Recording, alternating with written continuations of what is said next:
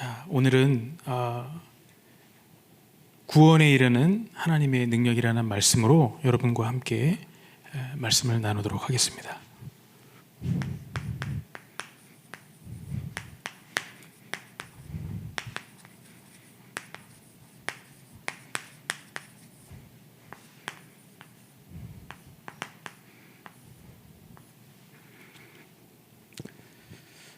어, 3월의 첫날 또 하나님 앞에 이렇게 수요 예배, 특히 저녁 예배로 우리 함께 하게 되어서 너무나 감사하고요. 또 지금 여러 모양으로 예배를 드리고 있는 우리 많은 성도 여러분들 예수님의 이름으로 환영하고 또 축복합니다. 오늘 예배를 통해서 구원의 은혜와 그리고 하나님의 그 능력이 실제 말씀으로 확인되어지고 누려지기를 소원합니다. 제 소개를 좀 간단하게 먼저 하고 말씀을 좀 나누도록 하겠습니다. 저는 지금 현재 21교구 강남구와 서초구 두 그 구를 맡아서 그 현장에는 42개 동 그리고 14구역으로 나눠져 있고요. 오늘까지 180세대 그리고 367분의 우리 성도분들이 계십니다. 실제 강남에 한 53만 명 정도가 거주하고 있고요. 그리고 서초에는 41만 명, 그래서 대략 한 94만에서 또 좀 많게 잡으면 95만 정도 가까운 많은 인구들이 거주하고 있는 그런 현장입니다. 실제 이 현장에서 전도 운동을 위해서 하나님께서 또 불러주셨고 지금 또 사역 중에 있습니다. 우리가 잘 아는 대로 강남 서초는 국제적으로도 좀 유명한 곳이 되었죠. 지금 정치, 경제, 교육, 문화 이런 부분들의 중심이라고 해도 과언이 아닐 정도로 대한민국의 중심적인 역할을 하고 있는 그런 곳이기도 합니다. 반면에 영적으로는 매우 갈급하고 실제 병들어 있는 그러한 많은 분들이 있는 현장이기도 합니다. 이곳에 하나님께서 우리 70인 중직자들을 세우시고 또 사명자들이 함께 기도하며 성령의 역사로 되어지는 전도운동, 올해는 응답 25의 그 체험을 하라고 한 해 동안 그 말씀을 주셨기 때문에 그 말씀을 붙잡고 기도하며 지금 하나님이 주시는 응답을 기대하고 있습니다. 오늘 말씀 제목처럼 구원에 이르는 하나님의 능력, 그 능력이 아니고는 도저히 감당할 수 없는 그런 미션이라고 생각이 되어집니다. 그래서 오늘은 좀 뭐랄까요? 지금 캠프를 이제 앞두고 있고 해서 먼저 잠깐 캠프에 대한 말씀을 좀 잠깐 드리면 지금 교회의 시간표는요. 교회는 준비 캠프를 하고 있는 것입니다. 그래서 이 준비 캠프를 통해서 지금 이루어지고 있는 것은 신방, 대신방이 이루어지고 있고요. 그리고 신방과 함께 전도에 대한 기초부터 훈련이 매주 금요일 저녁 7시 30분부터 진행되어지고 있습니다. 실제로 이렇게 전도를 위해서 헌신하고 또 실제 배우고자 하는 그런 많은 분들이 지금 참여하고 계신데 이후에라도 기회가 되실 때 꼭 좀 같이 함께 참여하시면서 전도에 대한 부분들을 나름 말씀으로 정리하고 또 잘 그 정리된 것을 현장에 전달할 수 있기를 부탁을 드리겠습니다. 잘 아시는 대로 캠프는 우리가 너무 잘 아시는 바와 같이 현장에 세워진 망대, 소위 말하는 5기초일 수도 있고요. 대부분 사람이 중심이죠. 전도자들을 중심으로 이 세워진 망대를 통해서 파수꾼들이 현장에 복음의 빛을 비추는 캠프입니다. 복음을 빛으로 현장에 비추는 캠프. 지금 그 캠프의 준비 단계에 있기 때문에 신방을 통해서 우리들 가운데 있는 전도의 문, 또 예비되어 있는 밭들을 확인하고 그 현장으로 들어갈 준비를 합니다. 그런데 그 전에 먼저 그 사역을 감당할 수 있도록 실제 그 사역을 할 사역자들을 준비하고 또 숨겨진 사명자들을 찾고 하는 그런 시간표 속에 지금 이 훈련이 진행되고 있는 것입니다. 자, 그래서 현장에서 망대 운동을 실제로 할 수 있는 정확한 복음을 전해서 결국 우리가 세계 복음화 하자고, 그리고 전도와 선교에 우리에게 주신 미션을 이렇게 실현하고자 저희가 이렇게 부름을 받고 그 중요한 현장에 우리가 부름을 받고 있습니다. 오늘 이 로마서의 기록자인 바울에게 이 바로 빛이 비춰지고 바울의 인생이 곧 망대가 되었음을 저희들이 알 수가 있습니다. 그래서 서론적으로 좀 말씀을 드리자면, 바울이 쓴 서신서 로마서 우리가 잘 알고 있죠. 이 로마서는요, 우리가 잘 아시는 대로 실제 로마 교회의 성도들에게 쓴 편지이죠. 그런데 좀 공통점이 있습니다. 이 로마서, 이 로마 교회와 그리고 우리 임마누엘 서울교회 어떤 공통점이 하나 있는데, 뭐 여러 가지가 있지만 좀 대표적인 공통점을 좀 말씀을 드리자면, 서로 다른 교단과 그런 배경 속에서 오신 많은 분들이 지금 성도로 구성원을 이루고 있다는 거예요. 그렇죠? 서로 다른 배경이 아주 많이 다르고, 또 복음의 어떤 색깔이라고 할까요? 예, 복음의 색깔도 매우 좀 다양하고, 그리고 또 많은 영적 문제들도 다 갖고 이렇게 모여진, 당시에 로마 교회가 바로 이런 부분들이 있었습니다. 그래서 실제로 어떤 부분에서는 이런 이유 때문에 선교에 적합한 선교의 어떤 전초 기지로 쓰임 받을 수 있는 로마 교회와 같은 그런 공통점을 가지고 있습니다. 왜냐하면 사도 바울은 원래 서바나 스페인으로 가기 위해서 어떤 중간 기착점으로 생각했던 곳이 바로 로마였는데, 실제 이런 배경 속에 있다 보니까 이 로마 교회에 있었던 좀 몇 가지의 문제가 있었습니다. 그 문제가 뭐냐면, 다양한 사람들이 모였다 보니까 우상 숭배라든지, 그리고 서로 다른 어떤 이런 문화적인 부분들, 그리고 어떤 기독교 신앙이 이렇게 막 혼재되어 있어가지고요, 이 혼재되어 있는 속에 사도 바울이 기독교의 어떤 진리, 교리 이런 것들을 로마서를 통해서 한번 정리를 해주는 그런 의미를 가지고 있다고 볼 수가 있습니다. 특별히 좀 강조한 부분이 있다면, 보이시는지 모르겠는데요. 죄송합니다.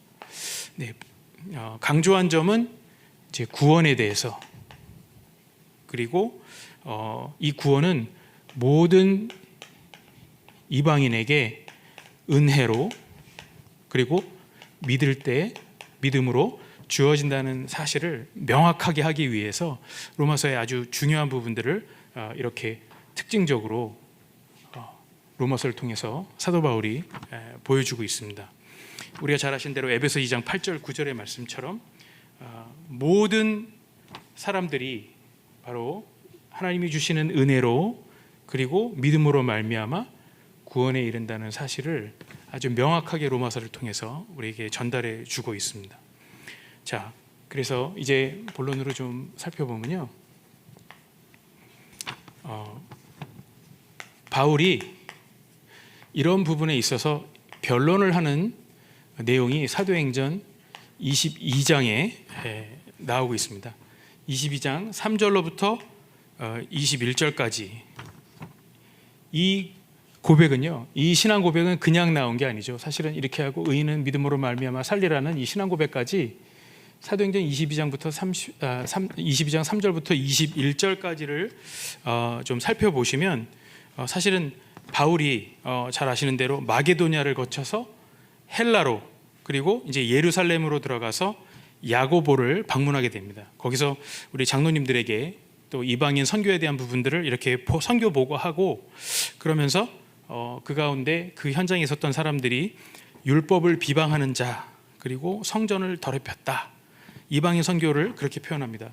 성전을 더럽혔다, 헬라인들과 함께했다, 이유로 매질을 하고, 또 이제 천부장의 지시로 이제 진영에 들어가서 백성들 앞에서 변론하게 되어지는 내용이 이 20장에 나옵니다. 그래서 이 고백은, 구원에 이르는 이 하나님의 능력이라는 고백은 그냥 나온 것이 아니라 이런 과정 속에서 나온 것이기 때문에 우리가 이 부분을 좀 살펴볼 필요가 있습니다. 먼저는 바울의 과거를 볼까요? 바울의 과거를 보시면 사도행전 22장을 한번 펼쳐 놓으시면 더 좋을 것 같습니다. 사도행전 22장 3절로부터 5절까지의 말씀을 보면 바울이 그리스도를 만나기 이전으로 어떤 모습들을 가지고 있었는지가 나오죠. 첫 번째로는 바울이 어떤 사람이었습니까? 유대인이고요. 본인이 길리기아 다소에서 성장했다고 그렇게 자신의 출신을 이야기하고 있고요. 그리고 우리가 잘 아시는 대로 그 유명한 석학인 가말리엘 문화에서 문화생으로 수학을 한 아주 정말 율법에 비범하고 비방한 그런 사람이었죠. 그래서 실제로 종교적으로도 그렇고 매우 열심이고요. 학문적으로도 굉장히 정말 뛰어난 그런 사람이라는 사실을 저희들이 잘 알고 있습니다. 정말 열심이고 종교성이 강한 그러한 바울이었습니다. 그런데 바울이 어떤 사람으로 더 묘사가 많이 되어지냐면 실제 그리스도의 도를, 그죠? 그리스도의 도를 박해하는 자로 더 많이 묘사가 되어지고 있죠. 특히 전도자들을 박해하고 옥에 넘기고, 근데 이것이 사도 바울에겐 나름의 최선이었어요. 그가 율법을 지키고 그리고 자기가 믿는 한 거짓된 그리스도의 도를 전하는 자들을 핍박하는 것이 사도 바울에겐 나름대로의 최선이었단 말입니다. 이게 종교적으로 또 열심을 가지고 있었기 때문에 가능한 일들이었겠죠. 그리고는 마침내 대제사장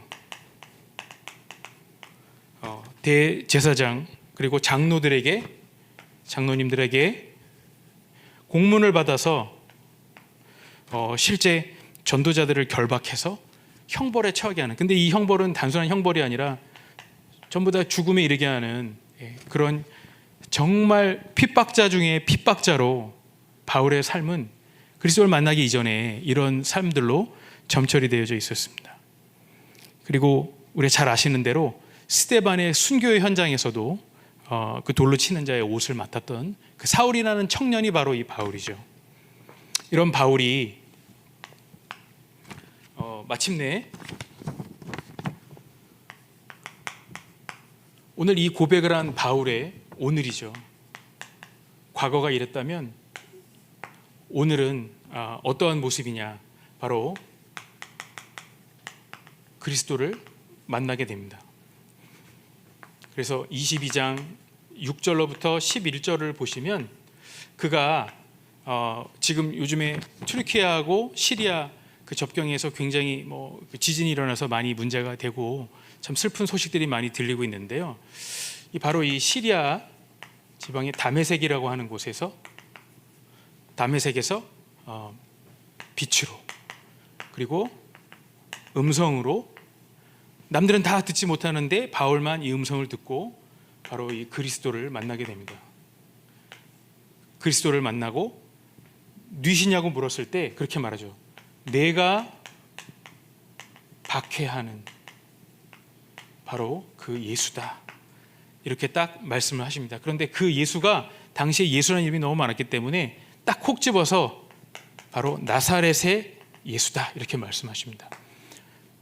육신이 되어 이 땅에 오신 임마누엘, 그 하나님, 그 그리스도를 이렇게 바울이 만나게 되어지죠. 그리고 참 특이한 것은 보통 그러면 놀라서 혼비백산할 수도 있는데 사도 바울은 바로 마치 기다렸다는 듯이 질문을 합니다. 뭐라고 질문할까요? 내가 도대체 무엇을 해야 됩니까?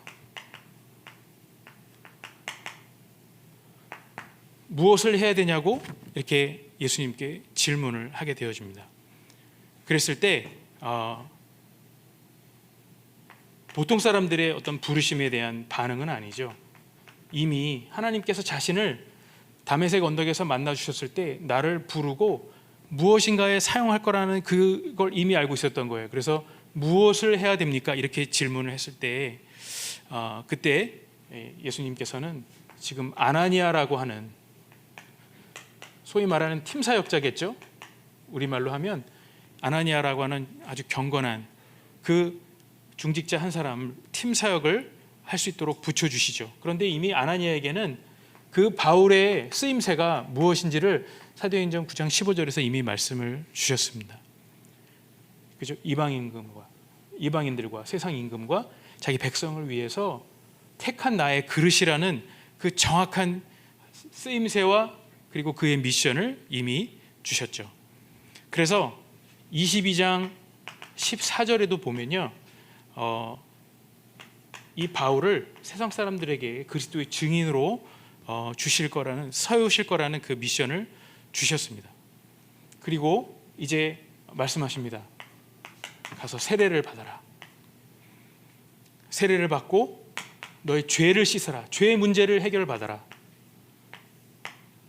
자, 이렇게 하고 난 다음에 사도 바울은 22장 15절 그리고 21절에 보면은 예루살렘으로 귀환하고 기도하는 중에 어떤 그 황홀한 중에 이방인들에게 보내서 또 다시 한번 증인으로 세우실 것을 말씀하십니다.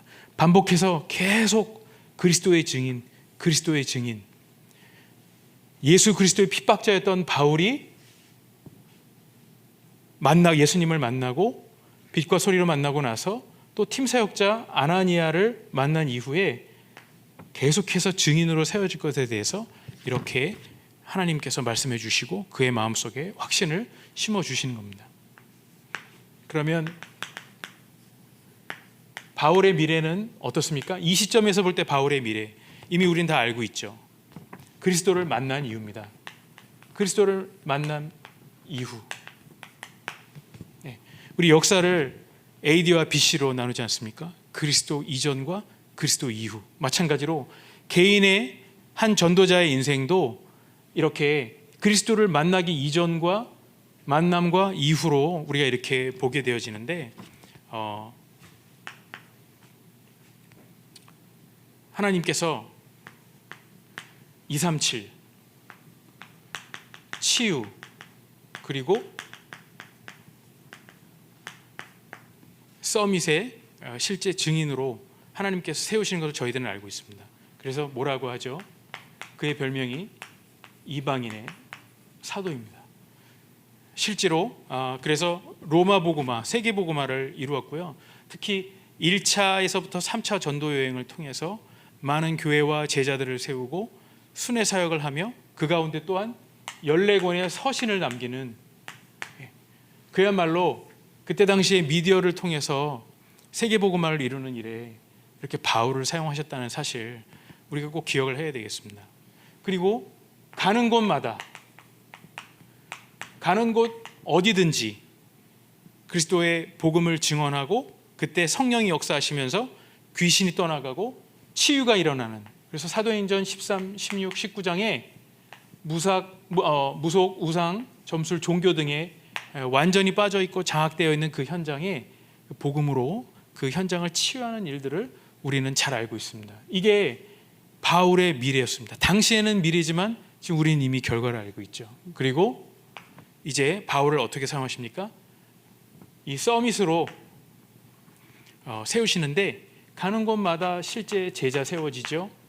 그리고 우리가 잘 아는 대로 회당 전략을 통해서 하나님께서 미래를 준비하시는데 특히 거기에 있는 후대들을 살리시고 세우시고 언약을 실제 바울을 통해서 전달했다는 사실을 우리가 잘 알고 있습니다. 그래서 사도행전 17장 1절 또 18장 4절 19장 8절에 보면 갈 때마다 이 회당에 들어가서 기간을 두고 계속해서 그리스도를 강론하고 그 가운데 예비되어 있는 그 제자들, 후대들을 세우는 일을 했음을 저희들이 잘 알고 있습니다.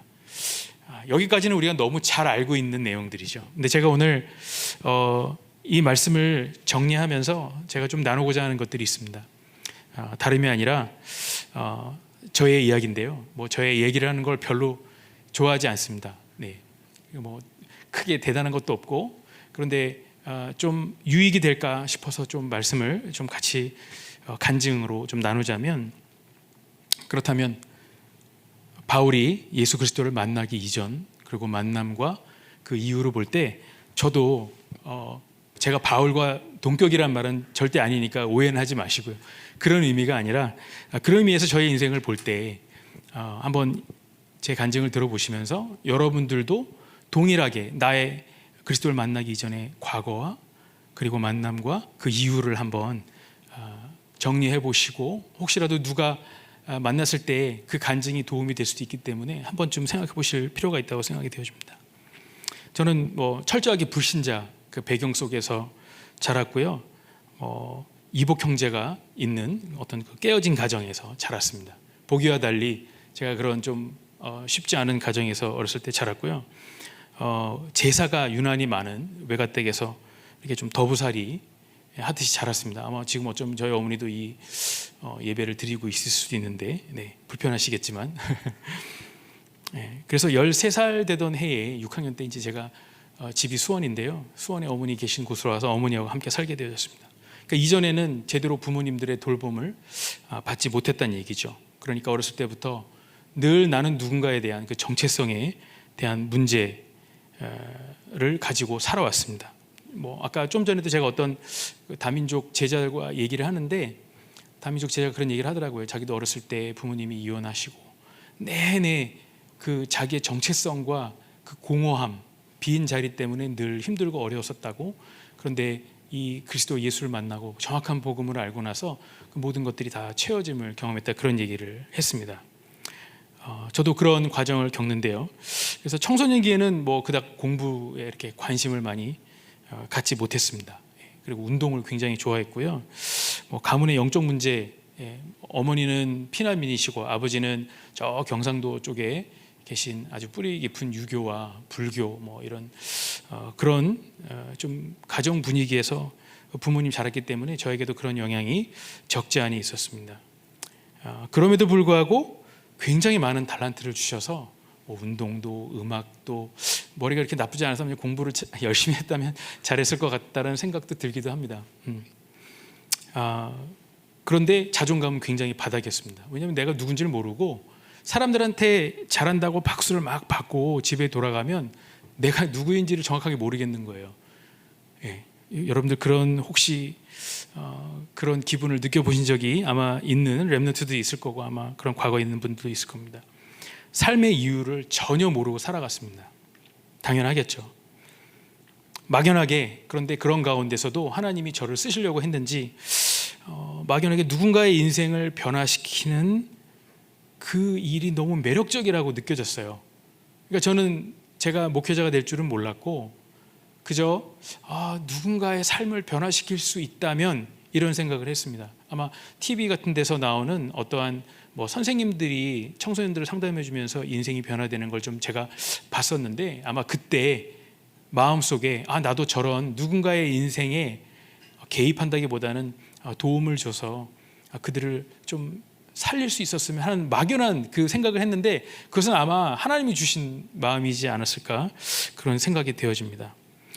정말 저야말로 이방인이고 복음과 전혀 상관이 없고 그런 헬라인과 같은 저였는데, 청소년기에 제가 그 10대 선교회라는 곳에 우리 여자친구 만나고 싶고 또 농구장에 있어서 농구하러 그 현장에 갔다가 제가 거기에서 가랑비에 옷 젖는단 말이 있죠. 계속 복음을 듣고 말씀을 듣고 예배를 드리는 중에, 교회도 아닌데 그곳에서 제가 CCC 출신의 스승님에게 사형리를 통해서 이제 복음을 받고 고3 때 정식으로 예수님을 구주로 시인하고 영접하기에 이르렀습니다.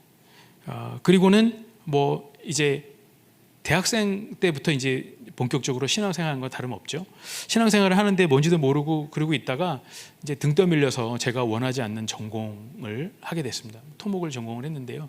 누가 봐도 토목하고 어울린다고 많이 말씀들 하세요. 그러나 내면은 그렇지가 않습니다. 굉장히 제가 섬세하고 그런 사람인데 아무튼 저하고는 너무 잘 안 맞았어요. 그래서 학교를 잘 안 나가고 그때 저는 굉장히 많은 문화들을 체험하면서 나름 혼자 교회 주변에서 이렇게 겉돌고 있었습니다. 그러고 이제 군에 도망가듯이 갔다가 그 이후에 다시 돌아왔는데요. 제가 복음을 받은 그 선교 단체에서 제가 내가 받은 이 복음의 빚을 우리 청소년들에게 돌려주고 갚고 그것이 하나님께 영광을 올려드리는 거라고 생각이 들었어요. 누가 뭐 가르쳐 준 건 아닌데 제가 그 우리 스승님에게 이렇게 제자 훈련을 계속 군대 제대한 다음에 또 받으면서 그런 결심을 하게 됐습니다. 하나님의 콜링이 있었죠. 그래서 그때 제가 한 5년간을 선교의 간사로 생활하면서 지금 돌이켜 보니까 제가 참 어떤 면에서는 쓸만한 사람이었겠다 싶은 것이 아무도 청소년들에게 복음을 전하는데 관심이 없었던 시기였었어요. 선교 단체도 좀 이렇게 하향세였고, 그런데 저는 캠퍼스에 들어가서 복음을 전하는 것도 있지만 매주 토요일마다, 지금 금토일 시대인데 그때는 토요일마다 청소년들을 각 학교에서 불러 모아서 집회를 하는 걸 했어요. 그러면서 연극도 하고 뭐 드라마도 하고 퀴즈도 하고 그러면서 예배 형식도 약간 있고 그러면서 계속 복음을 전하는 일을 했는데 정말 조금밖에 없었는데 어느 순간에 보니까 아이들이 한 200여 명 차는 그 강당에 꽉 차게 됐어요. 그리고 제가 정신 차리고 보니까 이제 이 아이들이 1년 후면 여기를 떠나가고 졸업할 수 있는데 이대로 보내면 안 되겠다 싶어서 제 후배 간사하고 둘이 100명씩 나눠서 1:1 상담을 하고 복음을 전하고 구원의 확신이 없는 애들은 확신을 심어주는 그걸 한 거예요. 지금 돌이켜보니까 그게 영접운동이었고 나름의 개인 양육을 할 수 있는 시작이 되었던 것 같습니다. 그러다 보니 뭐가 필요합니까? 실제 필요한 양육을 할 실제 교재가 있긴 있는데 마음에 드는 게 없어요. 그래서 불법이었지만 이것저것 제가 자료를 수집을 해서 그중에 이 아이들에게 1년 동안 커리큘럼을 짜고 딱 복음의 핵심을 그리고 신앙생활 할 수 있는 발판을 놓아줄 수 있는, 그때 제가 왜 그렇게 했는지 모르겠는데 제가 새생명 새생활이라고 이름을 붙였습니다. 그래서 교재를 제작을 했어요. 그래서 프린트 친구한테 맡기고 해서 바인딩을 하고 실제로 다 만들어서 그걸 가지고 아이들을 가르치기 시작했어요. 매주마다 오는 압박을 참 견디기가 쉽지 않았어요. 왜냐하면 신학을 정식으로 배운 상태가 아니었기 때문에 제가 막 여러 가지 주석 성경이라는 거 참고하면서 그리고 또 관련된 서적을 찾아가면서 그 아이들의 지금에 맞는 훈련은 뭘까, 필요한 내용이 뭘까 고민하고 기도하다가 만들어 보니 한 2권의 책이 나오더라고요. 지금은 그것이 다 소실되고 사라지고 말았는데 아마 그때 하나님께서 저를 이 전도운동에 쓰실 어떤 그런 중요한 자산을 하나님이 저에게 주시고 갈고 닦게 하시지 않았는가 그런 생각이 되어집니다. 그렇게 이제 간사 생활을 하다가 제가 이제 더 이상 지체할 수 없어서 불신자 배경이었기 때문에 신학을 할 수가 없었는데 어머니가 그때 예수님을 영접하시고 제가 신학을 할 수 있게 되어졌습니다. 그래서 대전에 있는 대전 침신을 이렇게 졸업을 하게 됐고요. 학교를 졸업하고 났는데 만족스럽지가 않은 거예요. 내가 진짜 목회자의 길을 갈 수 있을 것 같지가 않은 거예요. 그때 어떠한 책을 읽고 제가 기도하기 시작했어요. 하나님, 제가 진짜 참 목회자가 되기를 원합니다. 진짜 전도하는 사람이 되기를 원합니다. 그래서 그때도 교회에서 이제 전도사로 사역을 하면서 뭐 누가 시킨 거 아닌데 제가 그때 충남대 캠퍼스에 들어가서 혼자 학생들에게 복음을 전하러 다녔어요. 왜냐하면 제 스승이 그렇게 전도하는 것을 보여주셨고 항상 전도하러 갈 때마다 그런 고백을 했어요. 제 손을 잡고 현지야, 우리 현장에 예비되어 있는 영혼이 있단다. 우리 그 예비된 영혼들에게 복음을 전하러 가자 하면서 그렇게 기도하고 가셨는데 그게 마음속에 계속 남아 있었습니다. 그래서 누가 시키지 않았는데 제가 혼자 전도지 들고 제가 이제 캠퍼스 들어가서 복음도 혼자 전하고 그런 시간들이 있었습니다. 그래서 아마 그 기도를 했던 것 같고 참 목회자가 되고 싶었고, 모르겠어요. 뭐 국내에도 그런 좋은 학교들이 많았겠지만 제가 그때 이미 이제 가정을 이루고 있었고 그래서 이제 유학을 좀 떠나야겠다. 그래서 여러 번 미국을 가려고 시도했는데 한 6번인가 비자를 거부를 당했습니다. 그리고 간 곳이 호주를 갔습니다. 호주를 갔는데 제 딸아이와 제 아내와 갔는데 거기서 이제 호주 시드니 복음교회 우리 이정신 목사님이 이제 친구고 또 우리 선교사님이 우리 대선배님이시기 때문에 인사도 드릴 겸 교제하러 갔다가 제 이제 다락방의 역사가 시작된 겁니다. 남들이 다 이단이라고 하는데 이단은커녕 너무 교회들이 전도와 선교 때문에 하나 되는 걸 보고 제가 너무 큰 감명을 받았어요.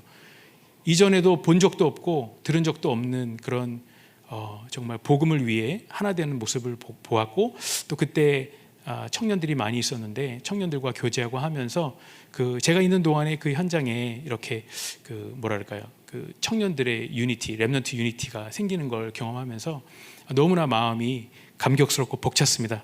그리고 이제 다시 한국으로 돌아왔습니다. 기도하면서 한국으로 돌아왔는데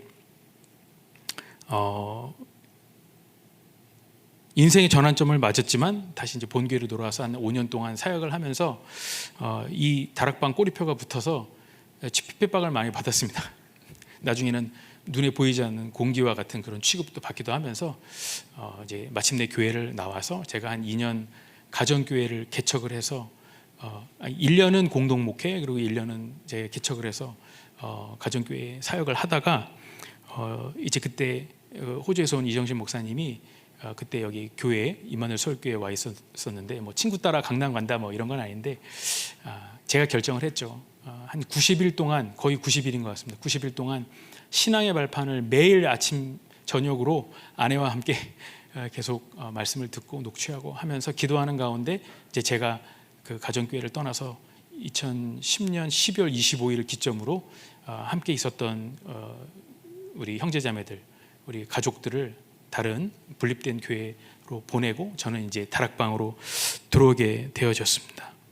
어쩌면 예수님을 만난 고3 때도 중요했지만 제가 참 복음, 왕 선지자 제사장 되신 그 그리스도를 실제로 제 삶에 누리고 체험하는 그 인생의 전환점은 그 어떤 것과도 비교할 수 없는 굉장히 소중한 그런 순간이었습니다.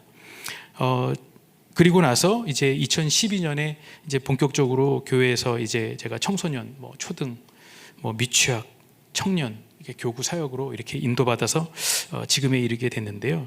그간의 복음의 개인화, 그리고 또 교회 속에서 함께 교회화되어지고 현종화하는 것들을 실제 체험했습니다. 그런데 지나고 보니까 저는 제 발로 내가 다락방에 들어왔다 이렇게 생각을 했는데 역시 아니었습니다. 은혜로 하나님께서 다 갈 길을 막으시고 내가 하고자 하는 일은 다 막으시고 하나님의 절대 계획 속에, 목표 속에 이 세계복음화하는 전도운동 속으로 저와 제 가정을 부르시고 결국 우리 후대들이 지금은 이제 재생산되어져서 또 후대를 기르는 일에 쓰임받고 있음이 좀 얼마나 감사한지 모르겠습니다. 제가 50년이 넘는 세월을 다 말씀드리기는 시간이 너무나 짧습니다.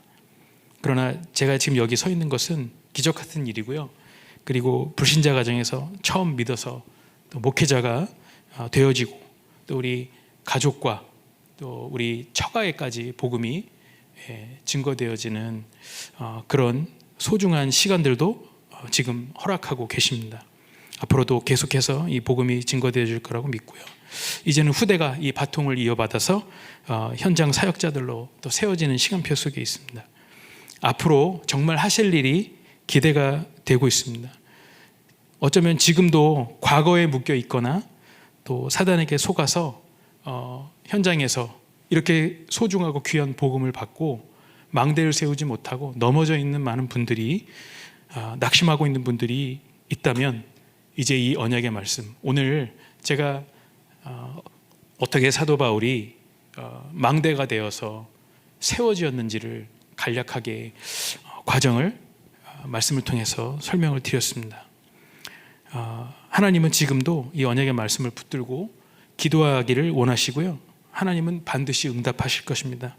그리고 성삼위 하나님이 보좌의 능력과 시공간 초월의 역사로 함께 하실 것임을 확신합니다. 그래서 그리스도의 복음이 그 구원의 능력임을 오늘 언약으로 잡으시고, 혹시라도 지금 내 가정에, 가문에, 후대에 이 복음이 잘 증거되지 않고 믿어지지 않는다? 그건 우리 생각입니다. 저를 보십시오. 절대 하나님의 계획이 아니고 은혜가 아니면 이 자리에 설 수도 없고 복음을 증언할 수도 없는 상황이었습니다. 근데 하나님께서는 그 일을 이루셨습니다. 제가 자랑할 건 그 그리스도 그 언약의 복음 하나밖에는 없음을 고백드리고 싶습니다. 결론적으로 저와 여러분 과거, 현재, 미래 다시 한번 말씀드린 대로 복음으로 이렇게 한번 정리를 해보시고요. 우리는 7대 여정 가운데 세계복음화하는 선교의 전초기지 임마누엘 서울교회로 인도받아서 이제 우리가 할 일은 뭘까요? 평생 기도의 망대를 세우고 그곳에서 그 구원의 능력이 되시는 복음의 빛을 비추는 그 사명, 부서에서, 교구에서, 그리고 나를 부르신 그 현장에서, 삶의 자리에서 그 일을 우리가 이룰 수 있을 것이라고 확신합니다. 왜냐하면 하나님이 우리와 함께 하시기 때문입니다. 응답 25의 시간표 속으로 우리를 인도하시기 때문에 그렇습니다. 오늘 오전 예배에 그런 얘기 하셨습니다. 담임 목사님이 진솔한 기도를 시작하면 하나님이 역사하실 것이다. 하나님 앞에 한번 이 언약을 붙들고 나에게 있는 고민, 어려움, 문제, 상황 다 맡겨놓고 한번 기도해 보시면 하나님이 올 한 해 어떤 일을 행하시는지 보게 될 줄 믿습니다. 237 치유, 서밋, 이방인의 뜰, 기도의 뜰, 아이들의 뜰, 이 세 가지 뜰을 만드는 성전의 축복과 함께 나와 또 교회와 현장에 망대를 세우는 올 한 해 되기를 예수님의 이름으로 부탁드리겠습니다. 기도합니다.